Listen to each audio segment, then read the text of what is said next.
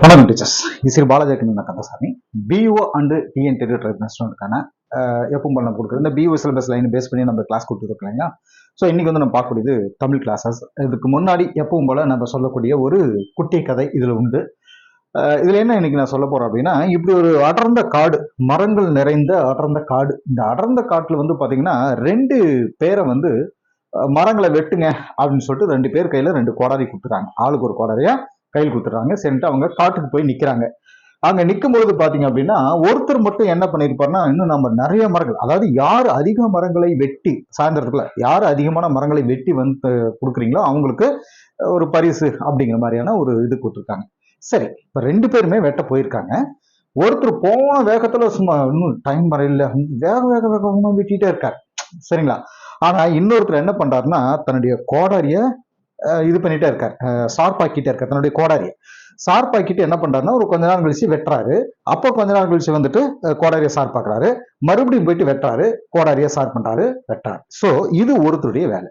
இன்னொருத்தர் என்ன பண்றாருன்னா, ஷார்ப்பாக்கிட்டு இருக்கிறதுக்குள்ள டைம் இல்லை, அந்த நேரத்தில் ஒரு 2 மரத்தை சேர்த்து வெட்டிடலாம் இல்லையா அப்படின்ட்டு உட்காந்து வெட்ட ஆரம்பிச்சிடறாரு. ஆல்ரெடி இந்த கதை உங்களுக்கு தெரிஞ்சிருக்கலாம், பட் இருந்தாலும் இந்த இடத்துல உங்களுக்கு தேவைப்படுதுங்கிறத நான் சொல்றேன். இப்போ இங்க என்ன, யார் அதிகமான மரங்களை வெட்டி இருப்பாங்க அப்படின்னு சொல்லி பாத்தீங்க அப்படின்னா, கடைசியா அந்த மாலை நேரத்தில் அந்த மரங்கள் வெட்டணுங்களுடைய கணக்கு எடுக்கும் பொழுது அந்த கோடாரியை ஷார்ப்பாக்கிட்டே இருக்காரு பாருங்க, அவருடைய மரங்கள் வந்து இவருடைய மரங்களை விட அதிகமாக வெட்டப்பட்டதா சொல்லப்படுது. ஆக்சுவலா அதுதான் உண்மை. என்னன்னு பாத்தீங்க அப்படின்னா, நம்ம மாங்குன்னு நம்ம படிக்கணும் மனப்பாடம் பண்ணணும், நிறைய விஷயங்களை கத்துக்கணும், தெரிஞ்சுக்கிட்டு போனாதான் எக்ஸாமுக்கு நம்ம பாஸ் பண்ண முடியும் அப்படின்னு சொல்லிட்டு படிச்சுட்டே இருக்கிறதுனால வந்துட்டு நம்ம என்ன சொல்றதுன்னா எக்ஸாம் பாஸ் பண்ண முடியுமா அப்படிங்கிறது விட ஷார்ப்பாக்கிக்கிறாங்க. இது வந்து எக்ஸாமுக்கு வரும், இந்தந்த ஏரியாவை நம்ம ரொம்ப டீப்பா ஆழமா போய் படிக்கலாம், ஒரு சில விஷயங்களை வந்து மேலோட்டமா படிச்சுட்டு விட்டுறலாம் அப்படின்ட்டு தன்னுடைய அறிவின்ற கோடாரியை யாரு ஷார்ப்பாக்கிட்டு இருக்காங்களோ அவங்களால கண்டிப்பாக எக்ஸாம் பாஸ் பண்ண முடியும். அதாவது ஹார்ட் ஒர்க்கை விட ஸ்மார்ட் ஒர்க் தான் பெட்டர் அப்படின்ற விஷயத்த நான் இந்த இடத்துல உங்களுக்கு நான் சொல்லுவேன். ஏன்னு கேட்டீங்கன்னா, ஷார்ப்பாக்கக்கூடிய அந்த விஷயம், நம்ம என்ன படிக்கணும் அப்படிங்கிறதுக்காக நம்ம செலவிடக்கூடிய அந்த நேரமானது நமக்கு கெயின் தான். பர்டிகுலரா இப்ப எடுத்ததுமே கடன்னு எல்லா போர்ஷனையும் படிச்சுட்டு போறதுனால வந்துட்டு பாத்தீங்க அப்படின்னா, கண்டிப்பாக கேள்விகள் அத்தனையுமே எல்லா டாபிக்ல கேட்கறதுனால அவங்க இது கிடையாது, அதிகமான கேள்விகள் அதுல இருந்து வராது. ஆனா பாத்தீங்கன்னா, ஒரு சில குறிப்பிட்ட டாபிக் எல்லாம் அதிகமான கேள்வி கண்டிப்பாக வந்துட்டே இருக்கும். அதை தேடி கண்டுபிடிக்கிறதுக்காக செலவு பண்ணக்கூடிய அந்த ஷார்ப்பாக்குறதுக்காக கொடுக்கக்கூடிய அந்த நேரம் வெரி வெரி இம்பார்ட்டன்ட். அதனால நீங்க மாங்குன்னு நிறைய படிக்கிறத விட ஸ்பெஷல், அது பர்டிகுலரா இதுல இருந்து கண்டிப்பாக கேள்விகள் வரும்ன்ற சில டாபிக்கள் நீங்க படிச்சீங்கன்னா கண்டிப்பாக எக்ஸாம் நம்ம பாஸ் பண்ண முடியும் அப்படிங்கிறத நான் உங்களுக்கு சொல்லிக்கிறேன். ஓகே, இன்னைக்கு நம்ம கிளாஸ்க்கு போக ஆரம்பிச்சிடலாம். தமிழர் குடும்ப முறை, இது வந்து பாத்தீங்க அப்படின்னா இந்த சங்ககாலம் சம்பந்தப்பட்ட தகவல்கள் நமக்கு ஸ்கூல் புக்ல வரக்கூடிய ஒரு கண்டென்ட் தான். குடும்பம் அப்படிங்கிற விஷயத்தை பற்றி இதுல ஃபுல்லா கொடுத்துருக்கோம். இது வந்து குடும்ப, அதாவது தமிழர் குடும்ப முறை அப்படிங்கிற டைட்டில் இருந்து நமக்கு ஒரு சில பாயிண்ட்ஸ் இருக்கு, அதை பார்த்துக்கலாம். ஃபர்ஸ்ட், குடும்பம் அப்படின்ற அந்த அமைப்பு வர்றதுக்கு ரொம்ப நாள் எடுத்திருக்கும் இல்லைங்களா. ஸ்டார்டிங்லாம் பாத்தீங்க அப்படின்னா ஒரு ஆற்று சமவெளிகள்ல தான் வந்து விவசாயம் பண்ணி ஆரம்பிச்சிருப்பான். நெல்லு தான் முதல்ல அவன் மனிதன் கண்டுபிடித்த ஒரு உணவு தானியமாக வச்சிருந்திருக்கலாம். அதை பயிரிடப்பட்ட விவசாயம் செய்வதற்காக முதல்ல நெல்லை எடுத்திருப்பான். அந்த நெல் வந்து ஆற்று சமவெளிகளில் தண்ணி கிடைக்கும், தண்ணி 6 வாரத்துல அந்த தண்ணி கிடைக்கும், தண்ணி கிடைச்ச உடனே அதை விவசாயம் பண்ணிட்டு வளர ஆரம்பிச்சிருப்பான். இப்படியாக ஒவ்வொன்றா போயிட்டே இருக்கும் பொழுது பாத்தீங்கன்னா, சாப்பாடு உணவு முதல்ல ரெடி பண்ணியிருப்பான், அப்புறம் உடை, இது விஷயங்கள்லாம் போயிட்டு இருக்கும். ரொம்ப காலம் ஆகியிருக்கும். ஒரு ஃபேமிலி ஒன்று கிரியேட் ஆகிறதுக்காக அந்த பழக்க வழக்கங்கள் கொண்டு வரதுக்கு ரொம்ப நாள் ஆகிருக்கும். இந்த உயரமான ஒரு அமைப்பு மூலமா தான் உலக சமூகமே இயங்குது அப்படின்ற ஒரு விஷயத்தை வந்து நம்ம இதில் தெரிஞ்சுக்கலாம். உலக சமூகம் அப்படின்னா உலக அளவுல எல்லா பார்த்தீங்கன்னா ஃபேமிலியை வச்சுதான் பெரிய சமூகம் இயங்குது. சங்க காலத்துல குடும்ப அமைப்பு முக்கியமானதாக இருந்துச்சு, அதோட தொடர்ச்சி இன்னைக்கு வரைக்குமே இருக்கு இல்லைங்களா. இதெல்லாம் வந்துட்டு சங்ககால இலக்கியங்கள் மூலமா நல்லா தெரிஞ்சுக்கலாம். குடும்பம் அப்படிங்கிற ஒரு சின்ன அமைப்புல இருந்து சமூகம் அப்படின்ற ஒரு அமைப்பு வருது அப்படின்ற மெசேஜும் சங்ககால அந்த நூல்கள் இருந்து தெரிஞ்சுக்கலாம். குடும்பம் அப்படிங்கிறத தொடங்கி குளம், கூட்டம், பெருங்குழு, அதாவது பெரிய குழு, சமூகம் அப்படிங்கிற அமைப்பு வரைக்கும் இருக்கு. இதெல்லாம் வந்து அந்த குடும்பத்திலிருந்து ஸ்டார்ட் ஆகுது. அதனால குடும்பம் அப்படிங்கிறது மனித சமூகத்தினுடைய அடிப்படை அழகாக இருக்கு. சமூகம் இந்த இடத்துல நான் போட்டு பாருங்க. குடும்பம் அப்படிங்கிறது வந்து என்ன சொல்றது, சமூகத்தினுடைய குடும்பம் வந்து குடும்ப அமைப்பு ஏற்படுத்தக்கூடிய இந்த அடிப்படை திருமணம் தான். சரிங்களா, அடிப்படை திருமணம் தான். அதாவது குடும்பம் திருமணம் ரெண்டுமே ஒன்று சார்ந்தது தான் செயல்படுது. சரிங்களா, நாணயத்துடைய 2 பக்கங்கள் மாதிரிதான் இருக்கிறது இன்னைக்கு நம்ம பார்க்கிற திருமணம், குடும்பம் அப்படின்னு இந்த 2 வார்த்தைகளுமே தொல்காப்பியத்திலையும் சங்க இலக்கியங்களையும் இதுல இல்லை அப்படின்றது ஒரு பக்கம் இருந்தாலும், குடும்பம் அப்படிங்கிற சொல் பாத்தீங்கன்னா முதல்ல திருக்குறள்ல தான் 1029 1029 அந்த திருக்குறள்ல தான் குடும்பம் அப்படின்ற சொல் முதல்ல இருக்கு, திருக்குறள் இருக்கு அப்படின்னு ஒரு விஷயம். அதே சங்க இலக்கியத்துல வந்து பாத்தீங்கன்னா கொடம்பை குடும்பு, சங்க இலக்கியம் கொடம்பை குடும்பு இல்லைங்களா, கடும்பு, இந்த சொற்கள் குடும்ப அமைப்போட தொடர்பு இருக்கு அப்படின்னு சொல்லப்படுது. கொடம்பை அப்படின்ற சொல்லு பாத்தீங்கன்னா 20 இடங்கள்ல வருது. குடும்பு அப்படிங்கிற சொல் கூடி வாழ்தல் அப்படின்ற ஒரு பொருள் இருக்கு. குடும்பு அப்படின்ற சொல் வந்து கூடி வாழ்தல் அப்படின்ற ஒரு மீனிங் இருக்கு அதுக்கு, சரிங்களா. குடும்பு அப்படின்ற அந்த சொல்லோட அம் விகுதி சேர்ந்து, குடும்பு கூட்டல் அம், அந்த விகுதி சேரும் பொழுதுதான் குடும்பம் அப்படின்ற வார்த்தை வருது. சரி, பண்டைய தமிழர்கள் குடும்பம் அப்படின்ற அந்த அமைப்போட வாழ்ந்த இடங்கள் பத்தி பல குறிப்புகள் நமக்கு கிடைச்சிருக்கு, சரிங்களா. அதாவது வெளியே சொல்லணும் அப்படின்னா தொல்காப்பியத்துல பாத்தீங்கன்னா இரவுக்குரியே இல்லைங்களா, இரவுக்குரிய இல்லகத்துள்ளும் மனையோர் கிளவி கேட்கும் வெளியதுவே மனையகம் புகா காளையான அப்படின்னு சொல்லிட்டு அந்த தொல்காப்பியத்துல அந்த பொருளியல்ல இல் மனை அப்படின்ற 2 வாழிடங்களை பத்தி சொல்லட்டோம், சரிங்களா. இப்ப அடுத்து வாழிடம் அப்படின்னு வரும்பொழுது பாத்தீங்கன்னா சங்க இலக்கியத்துல மேலும் பல சொற்கள் இருக்கு. அது என்னன்னா இல், மனை, குரம்பை, புளிப்பில், முன்றில், குடில், கோரை, வரைப்பு, முற்றம், நகர், மாடம் அப்படின்ற சொற்கள் இந்த குடும்பங்களோட வாழ்விடங்கள்ல இருக்குன்னு அந்த வேறுபாடுகளை பத்தி சொல்லப்படுது. இது என்ன, மருதத்திணையில கூட பாத்தீங்க அப்படின்னா ஒரு பாடல் கொடுத்துருப்பாங்க. அதாவது மருதத்திணை பாடல் ஒன்றுல மகளிர் வந்து தம்மனை நும்மனை அப்படின்னு மனைவியோட இல்லத்தையும் கணவனோட இல்லத்தையும், சரிங்களா, இவங்களுடைய 2 பேருடைய இல்லத்தையும் பிரிச்சு பேசுற போக்க வந்து இதெல்லாம் தெரிஞ்சுக்கலாம், சரிங்களா. சோ இதுல இன்னும் சில தற்காலிகமா தங்கக்கூடிய இடத்தை வந்து புக்கில் அப்படின்னு சொல்லுவாங்க. தற்காலிகமா தங்கக்கூடிய இடத்துக்கு பேர் புக்கில் அப்படின்னு சொல்லுவாங்க. புக்கில், இது மனமே வச்சுக்கலாம். திருமணத்துக்கு அப்புறம் கணவன் மனைவியும் பெற்றோர்கிட்ட இருந்து பிரிஞ்சு தனியா வாழ்ற இடத்த தன்மனை அப்படின்னு சொல்லுவாங்க. தன்மனை, தனியா பிரிஞ்சு வாழக்கூடிய இந்த இடத்த வந்து தன்மனை அப்படின்னு சொல்லுவாங்க. மனை அப்படின்ற சொல் நம்மனை, தம்மனை, எம்மனை, இம்மனை, உம்மனை அப்படின்னு சங்க இலக்கியங்கள்ல பல இடங்கள்ல வருது. அதே மாதிரி மனையோல் அப்படின்னு சொல்லக்கூடிய இந்த வார்த்தை பாத்தீங்க அப்படின்னா இந்த சொல்லு சங்க பாடல்கள் வரக்கூடிய ஒரு சொல்லுதான். இது மூலமா மனை அப்படிங்கிறது வாழிடத்தை குறிக்கக்கூடிய முதன்மை சொல்லாக இருக்கிறத நம்ம தெரிஞ்சுக்கலாம். இதுல முக்கியமான தகவல்களை இதை நம்ம எடுத்துக்கிறோம். அடுத்து பாத்தீங்கன்னா மனந்தகம் அப்படின்ற இந்த வார்த்தைக்கு என்ன பொருள் பாத்தீங்கன்னா உயிர்கள் மாதிரியே குடும்பமும் உருவாகுது, வளருது, பல கட்டங்களை கடக்குது, இதெல்லாம் தெரியும். குடும்பத்தோட தொடக்கம் திருமணம் தான். மனம் புரிந்த கணவனும் மனைவியும் சேர்ந்து இல்லற வாழ்க்கையில் ஈடுபடக்கூடிய தொடக்க கட்டமே மனந்தகம் அப்படின்னு சொல்லுவாங்க. அது எது வரைக்கும் அப்படின்னா முதல் குழந்தை பிறக்கிற வரைக்கும் இருக்கக்கூடிய அந்த காலகட்டத்தை இந்த மனந்தகம் அப்படின்ற அந்த நிலையை குறிக்குது, சரிங்களா. தனி குடும்ப உருவாக்கத்தோட தொடக்க நிலையா இது இருக்கு.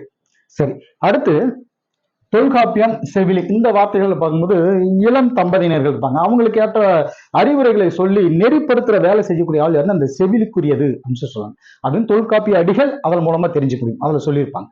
அடுத்து பாருங்க தாய்வழி குடும்ப அமைப்பு முறை. தாய்வழி பாருங்க, அந்த காலகட்டத்துல பாத்தீங்க அப்படின்னா சங்க காலத்துல சமூகத்துக்கு தாய் தான் தலைமையா இருந்துச்சு அப்படின்னு சொல்லுவாங்க. அதாவது தாய் வழியா தான் குலத்தினுடைய தொடர்ச்சி இருந்துச்சு அப்படின்னு சொல்லுவாங்க. 18 சொல்லக்கூடிய அந்த சேரநாட்டு மருமக்கள் தாய முறை இதுக்கு ஒரு எடுத்துக்காட்ட சொல்லப்படுது. புறநானூர்ல கூட பாத்தீங்கன்னா சிறுவர் தாயே பேரிர் பெண்டே, புறநானூர் சொல்லியிருப்பாங்க சிறுவர் தாயே பேரிர் பெண்டே. கலித்தொகையில் கூட பாருங்க சொல்லியிருப்பாங்க என் மகள், அதாவது என் மகள் ஒருத்தியும் பிறல் மகள் மகன், சரிங்களா, பிறல் மகன் ஒருவனும் அப்படின்னு சொல்லப்பட்டது. இந்த தொடர்கள் எல்லாம் பாத்தீங்கன்னா இவளது மகன் அப்படின்னு தான் சொல்லப்பட்டிருக்கும். ஆனா இவனது மகன் அப்படின்னால ஆண் பழங்க குறிக்கிறது, பெண் பழத்தை குறிச்சிருக்கும். சோ அப்படின்னு சொல்லப்பட்டிருக்காரு. இது எல்லாமே சங்க காலத்துல இருந்த தாய்வழி சமூகத்துடைய நிலையை சொல்லுது. சங்க காலத்துல பெண் திருமணம் செஞ்சதுக்கு அப்புறம் கூட தன்னோட வீட்டிலேயே தொடர்ந்து வாழ்க்கை நடத்தக்கூடிய அந்த முறைக்கு வந்து தாய முறை இருந்திருக்கு, சரிங்க. தாய முறை இதெல்லாம் எதை சொல்லுது அப்படின்னா திருமணத்துக்கு அப்புறம் மனைவியோட வீட்டுக்கே போய் வாழ்ற நடைமுறை பத்தி இருந்திருக்கு அப்படின்னு சொல்லுவாங்க. மனைவியோட வீட்டிலே போய் வாழ்ற தாய்வழி குடும்பங்கள்ல பெண்கள் தான் குல தொடர்ச்சியா உரியவர்கள் அப்படின்ற ஒரு விஷயத்தை அங்க கொண்டு வரதுனால பெண் குழந்தைகளை வந்து முதன்மையாக விரும்பினாங்க, சரிங்களா. தாய்வழி குடும்பத்தோட சொத்தும் அந்த வளங்களும் செல்வங்களும் பெண்களுக்கு போய் சேர்ந்துச்சு. தாய்வழி சொத்துக்கள் பெண்களுக்கே போய் சேர்ந்துச்சு அப்படிங்கிறத ஒரு மருத்திணை பாடல், அதை குடும்பங்கள் வரக்கூடிய ஒரு மருத்திணை பாடல் வந்து தெளிவா சொல்லும், சரிங்களா. இது ஒரு விஷயமா நம்ம வச்சுக்கலாம். நெக்ஸ்ட் தந்தை வழி குடும்பம். இது இன்னைக்கு வந்து பாத்தீங்க அப்படின்னா ஒரு நடைமுறையில இருக்கு. சிலம்பு களி அப்படிங்கிற ஒரு வார்த்தையை மைண்ட்ல வச்சுக்கோங்க. அதாவது ஒரு குழந்தை வந்து, அதாவது ஒரு பெண் குழந்தை வந்து பிறந்த உடனேயே அந்த சிலம்பு காலில் சூட்டிடுவாங்க.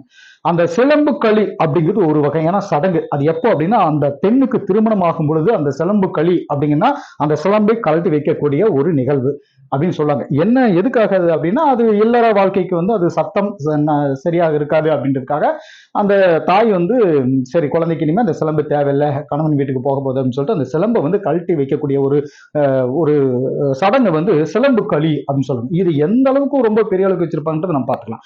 இப்ப தந்தைவழி குடும்பத்துல சொல்லக்கூடியது மனித குலத்துல ஆதியில ஸ்டார்டிங்ல இருந்து வளர்ந்த தாய்வழி முறையானது தமிழர்கள்ட்ட இருந்துச்சு அப்படிங்கிறது சங்க இலக்கியங்கள் மூலமா நம்ம தெரிஞ்சுட்டோம். இருந்தாலும் சங்க காலத்திலேயே ஆண்களை மையமா வச்சு சமூக முறை இருந்துச்சு அப்படிங்கிறது இப்ப பார்க்க முடியும். சரிங்களா? ஆண் மைய சமூகத்துல பாத்தீங்கன்னா பெண் திருமணத்துக்கு அப்புறம் தன்னுடைய கணவனுடைய வீட்டுல போய் தான் வாழணும் அப்படின்றது, மனமானதுக்கு அப்புறம் தலைவன் தலைவி அவனுடைய வீட்டுக்கு அழைச்சிட்டு வந்ததுக்கு அப்புறம் அவனுடைய தாய் வந்து என்ன பண்ணுன்னா அவளுக்கு சிலம்புகளின் நோன்பு செஞ்சாங்க அப்படின்னு சொல்றாங்க. சரிங்களா? சோ இதுதான் ஐங்குறுநூறுக்குள்ள பாத்தீங்க அப்படின்னா, ஐங்குறுநூறுல நும்மனை சிலம்பு களி அயரினும் எம்மனை வதுவை நல்மணம் கழிக அப்படின்ட்டு ஐங்குறுநூறுல சொல்லப்படுது. இது மூலமா நாம தெரிஞ்சக்கூடிய ஒரு விஷயம் என்ன அப்படின்னா, அதாவது மணமக்களுடைய வாழ்விடம் கணவனுடைய வீடு அப்படிங்கிற விஷயத்தை நம்ம தெரிஞ்சுக்கலாம். சரிங்களா? குறுந்தொகை வரிகள் கூட பாத்தீங்க அப்படின்னா, மனையுறை மகளிருக்கு ஆடவர் உயிரே அப்படின்ற பாடல் மூலமாக குறுந்தொகை வரிகள் நம்ம தெரிஞ்சுக்கலாம். அடுத்து தனி குடும்பத்தை பத்தி நமக்கு இதுல கொடுக்கப்பட்டிருக்கும் சில தகவல்கள். அதாவது தனி குடும்பம் உருவாகிறதுக்கு காரணமான அந்த தொடக்க நிலை குடும்பங்களை பத்தி சங்க இலக்கியங்களை ரொம்பவே தெளிவா சொல்லியிருக்கோம். இளமகவு நிலை குடும்பங்களுடைய காட்சிகள், இளமகவு நிலை அதாவது ஸ்டார்டிங் ஸ்டேஜ் இருக்கிறது. அதுல வந்து என்ன சொல்லுவாங்கன்னா, மறியடைப்படுத்த மாண்பினை போல் அப்படின்னு மகனை நடுவனா வச்சு தலைவனும் தலைமையும் வாழ்ந்திருக்காங்க. அதாவது மறியடைப்படுத்த மாண்பினை போல் அப்படின்னு சொல்லிட்டு இந்த வார்த்தை வந்து மைண்ட்ல வச்சுக்கோங்க, ரொம்ப முக்கியமானது. சரி, மறியடைப்படுத்த அப்படின்ற ஒரு விஷயத்தை வச்சுக்கோங்க. சரிங்களா? இப்படி எல்லாம் வாழ்ந்திருக்காங்க. அதாவது இந்த கணவன் அவனை வந்து தலைவனாக வச்சு, அதாவது நடுவனாக வச்சு தலைவனும் தலைவனும் வாழ்ந்திருக்காங்க. அடுத்து விரிந்த குடும்பம் அப்படின்னா கொஞ்சம் ஃபேமிலி பெருசா இருக்கக்கூடிய அதை வந்து என்ன சொல்லணும்னா, சங்க காலத்துல தனி குடும்ப அமைப்பு கொஞ்சம் விரிவடைஞ்சு இவங்க கூட சேர்ந்து பெற்றோர்கள்ல யாராவது ஒருத்தர் வந்து அந்த தந்தை கூடவே வாழக்கூடிய அதை வந்து விரிந்த குடும்பம் அப்படின்னு சொல்லி சொல்லுவாங்க. கணவன், மனைவி, மகள் இவங்களோட சேர்ந்து வாழ்ந்த நேர்வழி அத விரிந்த குடும்ப முறையை பத்தி ஒக்கூர் மாசாத்தியார் கூட சொல்லியிருப்பாங்க. ஒக்கூர் மாசாத்தியார் வந்து புறநானூற்று பாடல் சொல்லியிருக்கோம். இப்போ சங்ககால அந்த குடும்ப அமைப்புல முதல்நிலை உறவினர்களை மட்டும் ஓரளவுக்கு பார்க்க முடியும் இல்லைங்களா? இப்போ அடுத்த வார்த்தைகளாக நற்றாய் அப்படின்னு ஒரு வார்த்தை நம்ம படிப்போம். என்னன்னு பாத்தீங்கன்னா, நற்றாய்னா பெற்ற தாய் ஒரு புறம் இருந்தாலும் செவிலி தாயும் அவருடைய மகளைய தோழியும் குடும்ப அமைப்புல ஒரு முக்கியமான பங்காக சொல்லப்படுறது. இல்லற வாழ்க்கையுடைய இறுதி காலகட்டத்துல வந்து பாத்தீங்கன்னா மக்களோட ஒன்னா சேர்ந்து அறத்தை விரும்பக்கூடிய அந்த சொந்தக்காரங்களுடைய சேர்ந்து தலைவனும் தலைவியும் மனையறம் காத்தலே இல் வாழ்க்கையுடைய பயன் அப்படின்னு சொல்லிட்டு சங்ககால மக்கள் நினைச்சாங்க. சோ மனையறம் அப்படின்ற வார்த்தையும் நீங்க மேலே வச்சுக்கணும். விரிந்த குடும்பம் பத்தின இந்த கருத்தை தொல்காப்பியும் பதிவு செஞ்சிருக்கு. அதாவது நம்ம தமிழர்களுடைய பரம்பரை பாத்தீங்க அப்படின்னா, தந்தை டு பரன், இது என்ன பாருங்க, நல்லா யோசிச்சு பாருங்க. தாய் டு, அதாவது தாய்க்கு வந்து பாட்டி டு பறைன்னு சொல்லுவோம். தந்தை அப்படின்னா தந்தையோட தந்தையார் பாட்டன், பாட்டனுடைய தந்தையார் பூட்டன், பூட்டனுடைய தந்தை ஓட்டன், ஓட்டனுடைய தந்தை சேயோன், சேயோனுடைய தந்தை பரன். சோ இது வந்து நம்ம தமிழர் மரபுகளுடைய அந்த பரம்பரை வழக்கத்தை சொல்லுவாங்க. இது வந்து தந்தை வழியாக சொல்றது.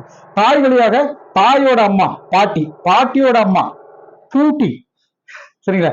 பூட்டி, அதுக்கு அவங்களோட தாய் ஓட்டி, அதுக்கப்புறம் சேயோ, புரியுதுங்களா? அதுக்கப்புறம் பறை அப்படின்ற வார்த்தை வந்து நம்ம இதுல படிப்போம். சரிங்களா? சோ இந்த மாதிரி அந்த தந்தை வழியும் தாய் வழியும் நம்மளுடைய பரம்பரை சொல்லப்படுது. சரி, அடுத்ததாக இதே டைட்டில் நமக்கு சங்க காலம் வரும் பொழுது பாத்தீங்கன்னா இன்னொரு டைட்டில் நமக்கு கொடுத்துருப்பாங்க. அதாவது ஐராவத மகாதேவன் அவர்கள் வந்து பாத்தீங்கன்னா சங்ககால கல்வெட்டு மீன் நினைவுகளும் அப்படின்ற விஷயத்தை வந்து அவர் தன்னுடைய அனுபவத்தை ஒரு பாடல், ஒரு என்ன சொல்றது, ஒரு கட்டுரையா கொடுத்துருக்காங்க. அது நமக்கு போர்சன் வந்திருக்கு. சோ அதை வந்து நம்ம பார்க்க போறோம். இப்ப தொல்லியல் அப்படிங்கிறது வந்து பாத்தீங்கன்னா கடந்த காலத்தை காட்டக்கூடிய ஒரு கண்ணாடி. இதெல்லாம் முழுக்க முழுக்க பாத்தீங்கன்னா இந்த கல்வெட்டு தொல்லியல் தான் இதுல இருக்கும். கல்வெட்டுகள் கடந்த காலத்துடைய பக்கங்கள் சொல்லியிருப்பாங்க. சங்க காலத்தை பத்தி தெரிஞ்சுக்கிறதுக்கு இலக்கியங்கள் மட்டும்தான் துணையா இருந்துச்சு இது வரைக்கும். அந்த நிலையை வந்து மாத்துறது கல்வெட்டுகளும் துணையாக இருந்தது. கல்வெட்டுகள் வரக்கூடிய செய்திகளும் சங்க காலத்தை பத்தி சொல்லியிருக்கு அப்படின்ற விஷயத்தை கண்டுபிடிச்சது நம்ம அந்த கண்டுபிடிக்கிறதுக்கு முன்னோடியா இருந்தவர் நம்ம ஐராவத மகாதேவன் அவர்கள். இவர் வந்து எடுத்துட்ட ஒரு விஷயம் என்ன அப்படின்னா, கரூருக்கு பக்கத்துல இருக்கக்கூடிய, கரூருக்கு அடுத்து புகழூர்ல ஆறுநாட்டான் குன்று மேல பொறிச்சிருந்த ஒரு என்ன சொல்றது, இந்த சேர இரும்பறை மன்னர்களுடைய கல்வெட்டுகள் அங்க இருந்திருக்கு. கரூருக்கு அடுத்து புகழூர்ல ஆறுநாட்டான் குன்றுக்கு மேல, சரிங்களா? சோ இந்த இப்ப என்ன பண்ணுவோம்னா, இந்தியன் கவர்மெண்ட், சென்ட்ரல் கவர்மெண்ட் பாத்தீங்கன்னா இந்திய அரசுடைய தொல்பொருள் துறையினர் வந்து வருஷம் கொடுத்துட்டு இருக்கக்கூடிய அந்த தென்னிந்திய கல்வெட்டுகள் பத்தின ஒரு அறிக்கை வந்து கொடுத்துருப்பாங்க. அப்ப பாத்தீங்க அப்படின்னா 1927 to 28 வருஷம் பாத்தீங்க அப்படின்னா அவங்க ஒரு கல்வெட்டு கொடுப்பாங்க. என்ன அப்படின்னா புகழூர் கல்வெட்டுகள் பத்தின செய்திகளை முதல்ல அதுலதான் அவங்க கொடுத்துருப்பாங்க. அந்த செய்திகளை தெரிஞ்சது ஐராவதம் மகாதேவன் அவர்கள் அங்க போய் உட்காந்து அதை ஆராய்ச்சி பண்ணி பார்த்திருப்பாரு. சோ இந்த அறிக்கையில ஆறுநாட்டான் குன்று மேல இருக்கக்கூடிய குகைகள்ல ஒண்ணு 4 வரிகள் எழுதியிருந்த ஒரு பிராமி கல்வெட்டு வந்து இருக்கிறதாவும், அதுல ஆதன் அப்படிங்கிற சொல் இருக்கிறதாவும், அந்த கல்வெட்டு சேர மன்னர்களை பத்தினதாகவும் இருக்குன்னு சொல்லியிருப்பாங்க. பிராமி கல்வெட்டுகள் அதிகபட்சம் பாத்தீங்கன்னா ரொம்ப சுருக்கமா தான் இருக்கும். அதாவது ஒரே வரியில 3 வார்த்தை அல்லது 4 சொற்களோட இருக்கும். 3 சொற்கள் வந்து 4 சொற்களோட மட்டும்தான் இருக்கும் பிராமி கல்வெட்டுகளை பாத்தீங்கன்னா. கல்வெட்டுகள் இந்த நிலையில அந்த கல்வெட்டு கண்டுபிடிச்சிருக்காங்க. ஒரே வரியில 3 அல்லது 4 சொற்களோட மட்டும் இருக்கு இல்லைங்களா? இந்த நிலையில 1965 இந்த வருஷம் பாருங்க, நோட் பண்ணிக்கோங்க. 1965 கரூர் கல்வெட்டு. இதுல என்ன சொல்லுவோம்னா, கரூருக்கு பக்கத்துல கூடிய அந்த கல்வெட்டை பாக்குறதுக்காக ஐராவதம் மகாதேவன் அவர்கள் என்ன பண்ணிருப்பாங்கன்னா, அவருடைய நண்பர்களோட சேர்ந்துட்டு ஈவினிங் டைம்ல போய் பார்க்க போயிருப்பாரு. அதுல வந்து பாத்தீங்கன்னா ஒரு சில வார்த்தைகள் எழுதியிருப்போம். அம்மன்னன் யாற்றூர் செங்காயவன் உரை கோ ஆதன் செல்லிரும் பொறை மகன் பெருங்கடுங்கோன் மகன் இளங்கடுங்கோ இளங்கோ ஆக அறுத்த கல் அப்படின்னு சொல்லிட்டு அந்த இதுல கொடுத்துருப்பாங்க. சோ இது வந்து அங்க இருக்கிற ஒரு பாடல் வரிகள். அது இதுல வந்து இப்போ இது என்னன்னா, கரூர்ல ஆட்சி செஞ்சுட்டு இருந்த இரும்பொறை மன்னர்கள் பத்தின தகவல் வந்து அதுல பொறிச்சு வச்சிருப்பாங்க. சரிங்களா? 1810 இங்க சங்க நூல்கள் நான் எதுக்காக சொல்றேன்னா, 1810 சில சங்க நூல்களையும் பாடி வச்சிருந்த அந்த பழந்தமிழ் மன்னர்கள் இவர்கள் எங்க இந்த கல்வெட்டுல பொறிச்சிருந்தாங்க பாருங்க. இவங்க இந்த மன்னர்களை பத்தி தான் அவர் சொல்லியிருப்பாங்க. இந்த கல்வெட்டு ஏறதால பாத்தீங்கன்னா 2ஆம் நூற்றாண்டை சேர்ந்ததாக சொல்லப்படுது. புகழூர் கல்வெட்டு இருக்கக்கூடிய அந்த 3 தலைமுறை மன்னர்கள் 1810 வரக்கூடிய 6வது 7வது 8வது பாட்டுடை தலைவர்கள் அப்படின்னும் ஐராவத மகாதேவன் அவர்கள் சொல்லியிருக்காங்க. சரிங்களா? 1965 சரிங்களா, நவம்பர் 3 வந்து பாத்தீங்கன்னா மதுரைக்கு பக்கத்துல இருக்கக்கூடிய மாங்குளம் குகை கல்வெட்டு சங்ககால பாண்டிய மன்னனாகிய நெடுஞ்செழியனுடையது அப்படின்னும், அது கிமு 2ஆம் நூற்றாண்டை சேர்ந்தது அப்படின்னும் அந்த கண்டுபிடிச்சவர் நமது ஐராவதம் மகாதேவன் அவர்கள். சரி, தமிழ்நாட்டில் இருக்கக்கூடிய பிராமி கல்வெட்டுகளுடைய பிராமி கல்வெட்டு இருக்கு பாருங்க, அந்த கல்வெட்டுகளுடைய ஆராய்ச்சிக்கு அடிகோலியவர் யார் அப்படின்னு ஒரு பாயிண்ட் நமக்கு கிடைக்கும்போது திரு KV சுப்பிரமணியனார் அப்படின்னு சொல்லிட்டு இதுல ஒரு பாயிண்ட் நம்ம படிப்போம்.